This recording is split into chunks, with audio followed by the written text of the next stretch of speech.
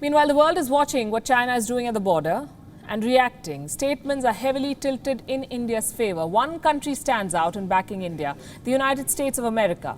The Trump administration has reiterated that it is closely monitoring the situation. Ken Juster, the US ambassador to India, has sent out his heartfelt condolences to the families of Indian soldiers who laid down their lives. He said, and I quote, "Their bravery and courage will not be forgotten." The US Secretary of State Mike Pompeo too has reacted. He's extended his condolences to the soldiers who got killed in the confrontation with China, who laid down their lives for India. The most telling statement, however, came from the US Assistant Secretary for East Asian and Pacific Affairs, David Stilwell. Allow me to quote some excerpts that stand out.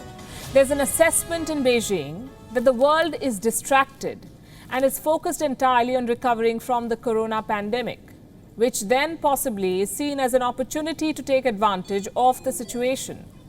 The actions that we've seen out of the PRC, the People's Republic of China, of late, have not really been constructive as we look at India, the South China Sea and Hong Kong issues. They certainly haven't been after provoking India at the border. In fact, China has now charged 2 Canadian citizens for espionage. It is picking fights everywhere. This one's with Canada. The names of these 2 Canadians, Michael Kovrig, a former diplomat, and Michael Spavor, a Canadian businessman.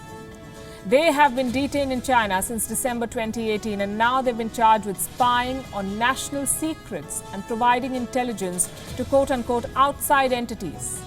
Canada has repeatedly called the arrests arbitrary and denied all accusations against these 2 individuals. The Canadian government says that their conviction is China's response to the arrest of Huawei CFO Meng Wanzhou in Vancouver. This was 2 years back. Wanzhou, as we all know, is fighting extradition to America. The Prime Minister of Canada, Justin Trudeau, is accusing China of using arbitrary detention as a tool to achieve political goals and get back at America and Canada. Half a world away from Canada, Australia says it has been a victim of state-based cyber attacks.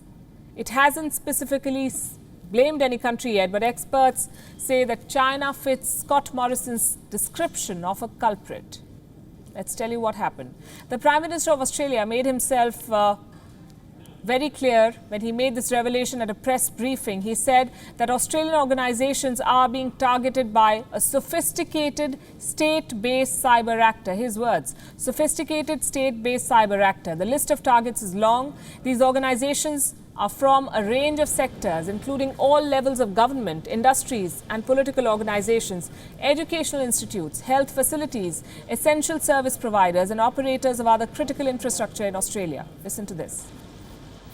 And so Australia doesn't engage lightly in public attributions, and when and if we choose to do so, was also always done in the context of what we believe to be in our strategic national interests.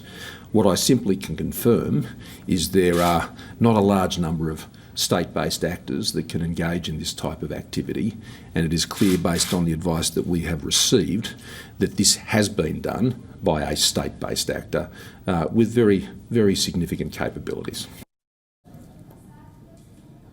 A state-based actor with very significant capabilities. I don't want to make any attributions either, but this revelation comes a year after a hacking attack was reported on the Australian Parliament's computer network. Some headlines are on your screen. Australian intel agencies blamed one country, China. It's been a year.